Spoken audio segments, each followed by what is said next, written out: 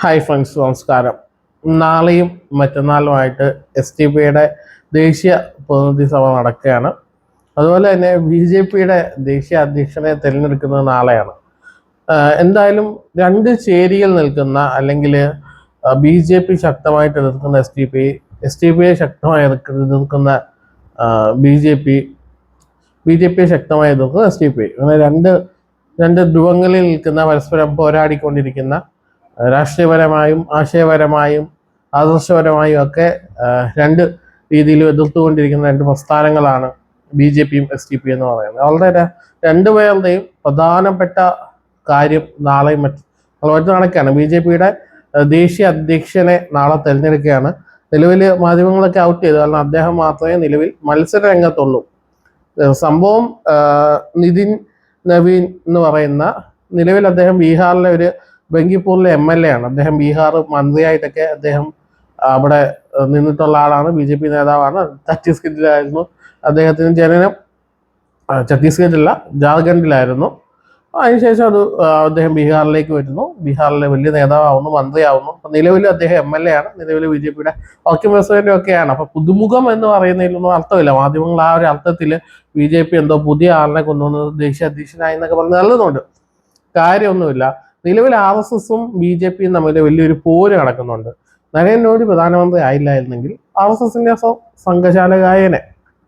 അപ്പോൾ അത് RSSും BJPയും തമ്മിലുള്ള ഒരു ഫൈറ്റ്, ഇപ്പോൾ നരേന്ദ്രമോദിയും അതുപോലെ തന്നെ RSSന്റെ സംഘചാലകരും തമ്മിൽ ഒരു ഫൈറ്റ് നടക്കുന്നുണ്ട്. ഇത് മാധ്യമങ്ങൾ തന്നെ പല കുറെ റിപ്പോർട്ട് ചെയ്തിട്ടുണ്ട്.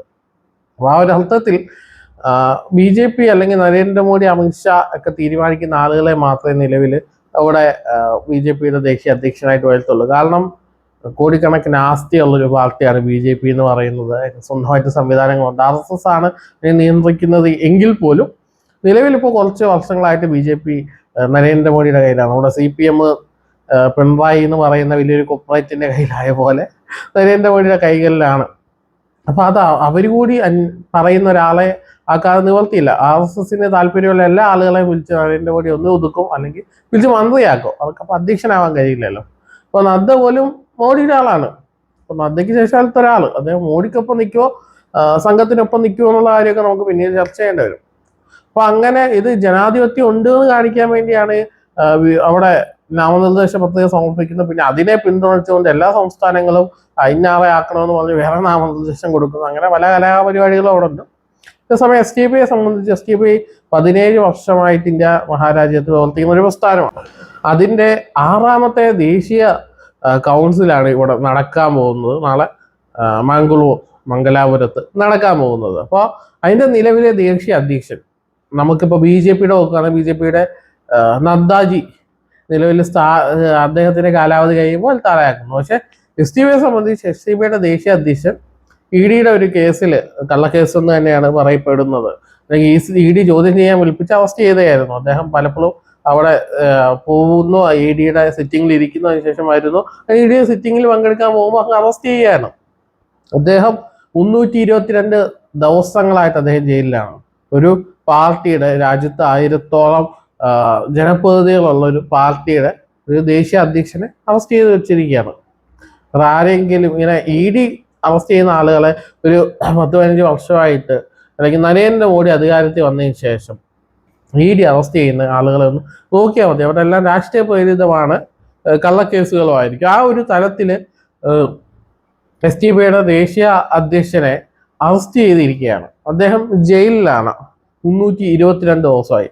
അതുപോലെ തന്നെ വിവിധ നേതാക്കന്മാരെ അറസ്റ്റ് ചെയ്ത് ജയിലിലാണ്.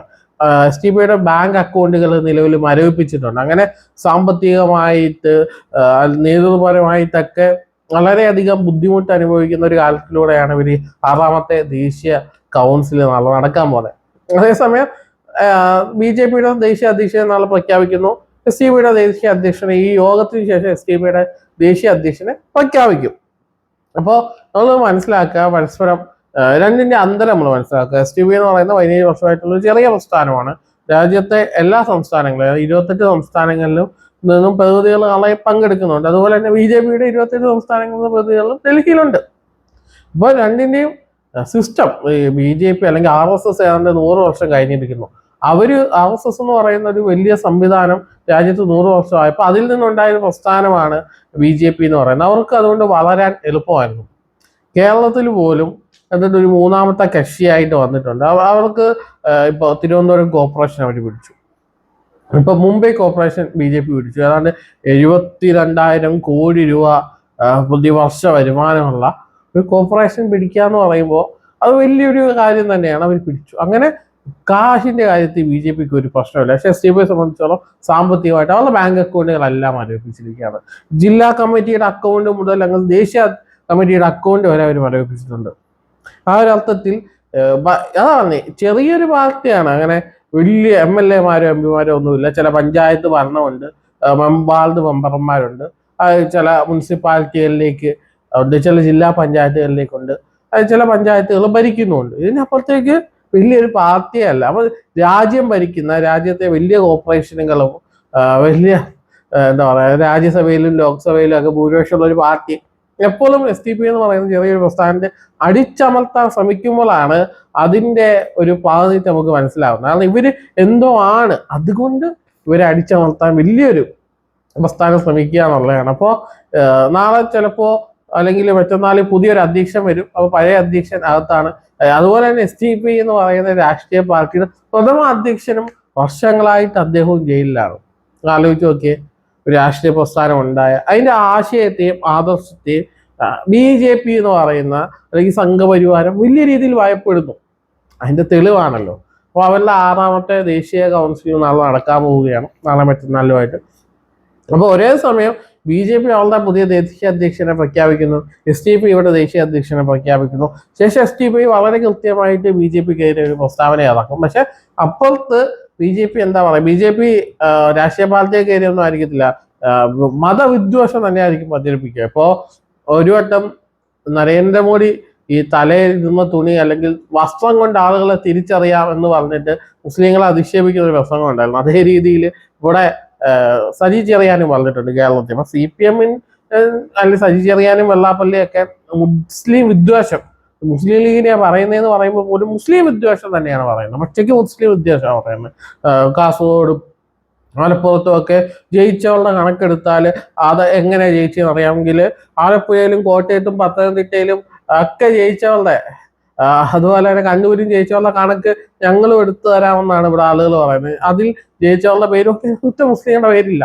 ബാക്കിയുള്ളവർ UDF-ന്റെ LDF-ന്റെ BJP-യുടെ സ്ഥാനാർത്ഥികളായിട്ടായിരിക്കും. നമ്മുടെ BJP ജയിച്ചാൽ BJP ജയിച്ചു എന്നും CPM ജയിച്ചാൽ CPM ജയിച്ചു എന്നും അങ്ങനെ പറയുന്നതിന് പകരം ഇയാള് മുസ്ലിങ്ങൾ ജയിച്ചു, അത് വർഗീയതയാണെന്ന് പറയുന്ന ഒരു മന്ത്രി LDF മന്ത്രിസഭയിൽ CPM-കാരനായിട്ട് ഇരിക്കുന്നത് എന്തർത്ഥത്തിൽ നമുക്ക് അതിനെ ചിന്തിക്കാൻ പറ്റും? കമ്മ്യൂണിസ്റ്റ് പാർട്ടി എന്ന് പറയുന്നത് ഇതാണോ മാർക്സിസം എന്ന് നമ്മൾ ചിന്തിച്ചു നോക്കും. മാർക്സിസത്തിന്റെ പോലും സഹി ചെയ്യാൻ അറിയത്തില്ല. അതാണ് സത്യം, അത് തന്നെയാണ് സത്യം.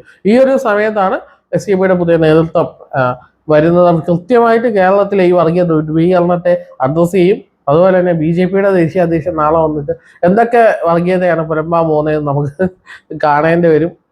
അപ്പോൾ അതിനെതിരെയും ഒരു പ്രസ്താവനകളൊക്കെ നമ്മൾ പ്രതീക്ഷിക്കുന്നുണ്ട്, വളരെ കൃത്യമായിട്ട് പ്രതീക്ഷിക്കുന്നുണ്ട്. കാരണം 322 ദിവസമാണ്, 24ാമത്തെ ദിവസമാണ് പുതിയ പ്രസിഡന്റ് വരുന്നത്.